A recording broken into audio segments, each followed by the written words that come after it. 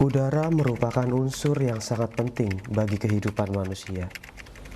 Tidak hanya manusia, hewan dan tumbuhan pun sangat membutuhkan udara. Namun, bagaimana jadinya kalau udara yang kita hirup sehari-hari malah menjadi sumber penyakit?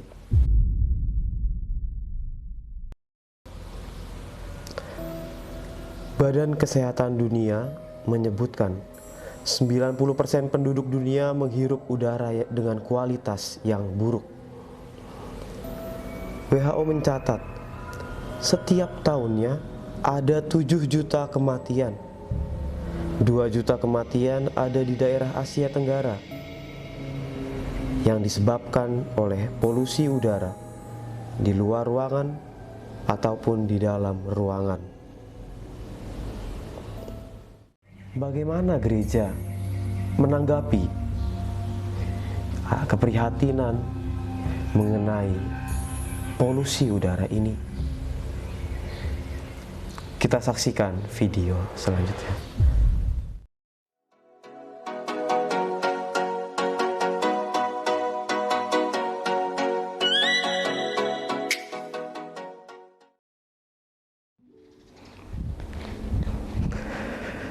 Halo teman-teman, kembali lagi bersama saya Frater Dominikus Mario Dola Cesar di acara Binas, bersama kita cintai alam semesta. Ya teman-teman, pada kesempatan kali ini saya ingin mengajak teman-teman semua untuk melihat kembali kondisi lingkungan di sekitar kita. Dan dalam video ini juga saya ingin menjelaskan kepada teman-teman berkaitan dengan isu yang mungkin akhir-akhir ini cukup panas ya, terlebih istilahnya sampai dibawa ke debat calon presiden teman-teman. Apa itu? Ya, mengenai polusi udara.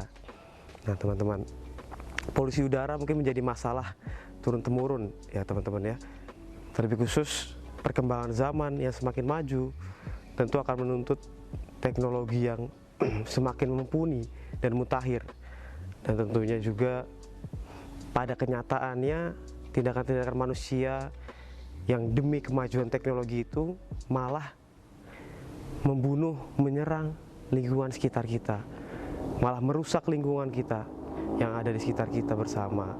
Nah, oleh karena itu kesempatan kali ini juga saya ingin menjelaskan terkait pencemaran udara yang disebabkan oleh tindakan-tindakan manusia, dan tentunya sungguh berdampak negatif bagi kita sebagai makhluk yang hidup di dunia ini. Tidak hanya bagi kita, tetapi bagi hewan dan juga makhluk hidup lainnya, entah tumbuhan. Nah seperti itu teman-teman. Nah juga saya ingin menjelaskan sedikit, apakah ada tanggapan dari gereja, di mana dalam ensiklik Paus Fransiskus yang dikeluarkan pada tahun 2015 yang lalu, yaitu Laudato Si, yang mengajak kita bersama untuk mau mencintai, merawat segala yang ada di dunia ini, karena bumi ini adalah rumah kita bersama. Nah, mau tahu kelanjutannya? Tetap saksikan Binas, bersama kita mencintai alam semesta.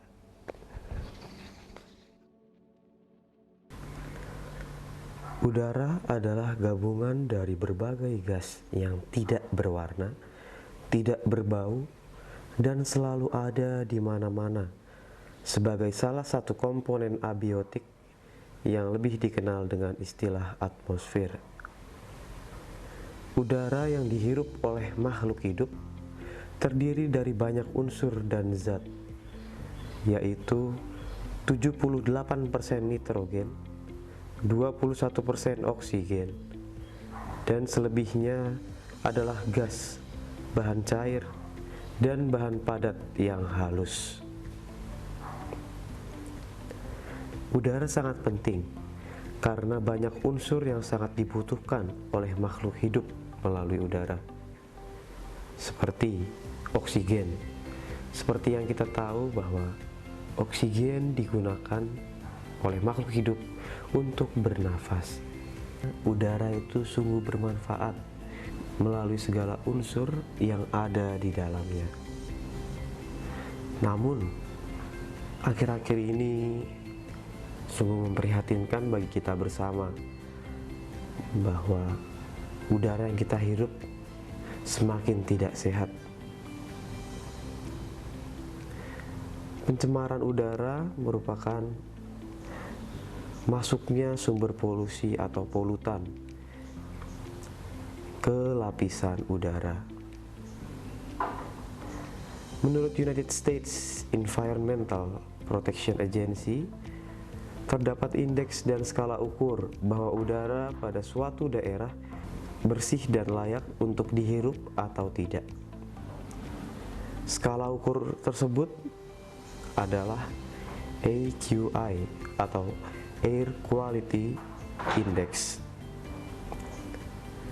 Semakin kecil nilai Air Quality Index, maka udara tersebut semakin baik untuk dihirup. Kita bisa lihat bersama tabel Air Quality Index ini. Kita lihat bahwa nilai 0 sampai 50 merupakan nilai yang cukup baik bagi udara untuk kita hirup. Pencemaran udara tentu tidak datang begitu saja tanpa sebab, melainkan ada penyebab yang membuat terjadinya pencemaran udara berdasarkan unsur yang ada di dalamnya, yaitu sebagai berikut. Pertama adalah ozon, yang kedua adalah partikulat, lalu yang ketiga adalah karbon monoksida, yang keempat adalah nitrogen dioksida, selanjutnya adalah sulfur dioksida, lalu selanjutnya adalah timbal, lalu selanjutnya adalah hidrokarbon atau HC, dan yang terakhir adalah klorofluorokarbon. Seperti yang dijelaskan di awal tadi, bahwa polusi udara tentunya dapat berdampak buruk bagi kesehatan manusia dan lingkungan.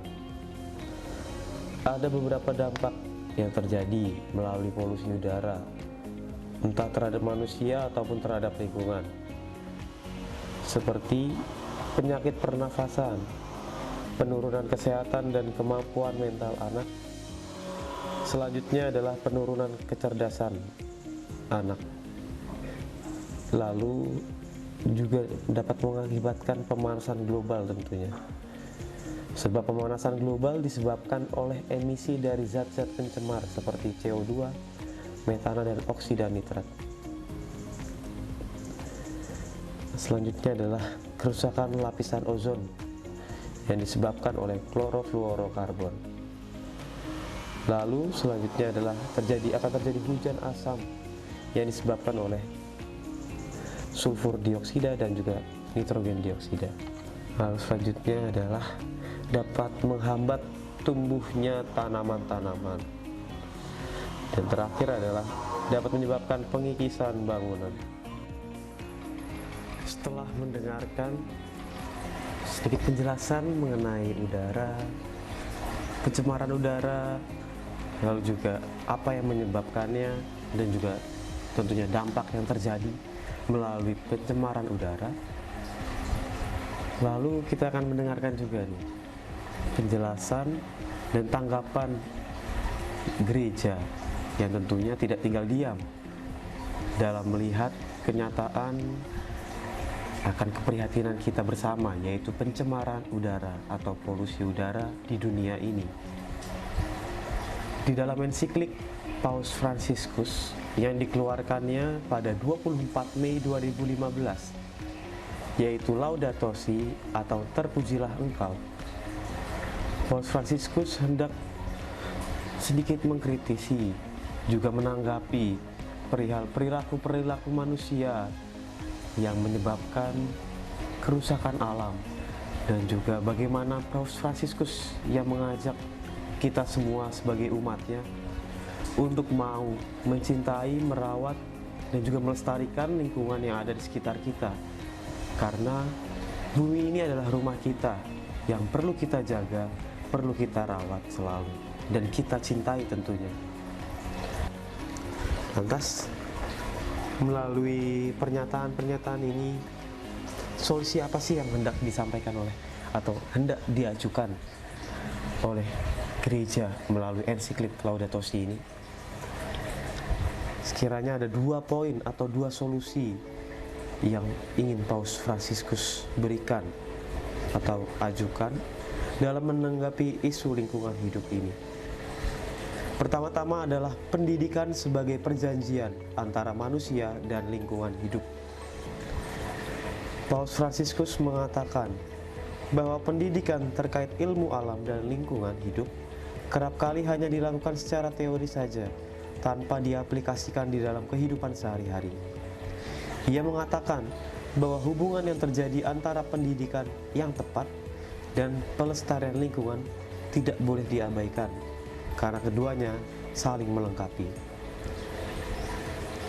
Oleh karenanya, pendidikan yang sudah dilakukan secara teori, entah di dalam sekolah atau dimanapun itu, perlu juga diimbangi dengan hal-hal praktis yang perlu disosialisasikan oleh para tenaga pendidik.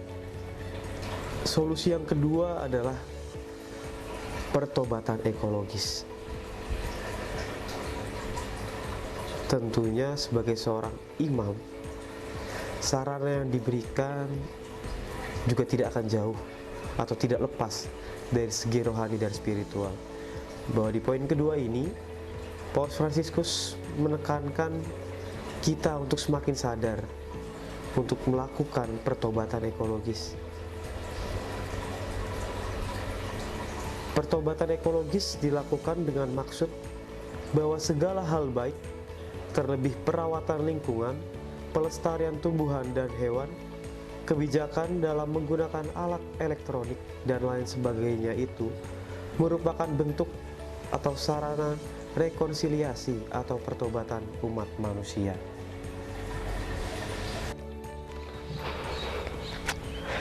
Oke teman-teman, gimana? Udah jelas kan? Apa itu udara? Lalu juga bagaimana udara itu bisa tercemar? Terlebih khusus melalui tindakan-tindakan yang kita lakukan sebagai manusia, sebagai pelaku kejahatan ekologis. Oleh karenanya teman-teman, akhir kata kita diajak oleh Paus Fransiskus melalui ensikliknya yaitu Laudato Si untuk mau menjaga, untuk mau mencintai, untuk selalu merawat lingkungan di mana kita hidup. Karena apa? Karena bumi ini adalah rumah kita, maka langkah baiknya kita untuk terus menjaga, kita terus untuk mencintai lingkungan kita hidup. Sebab kalau bukan kita, siapa lagi?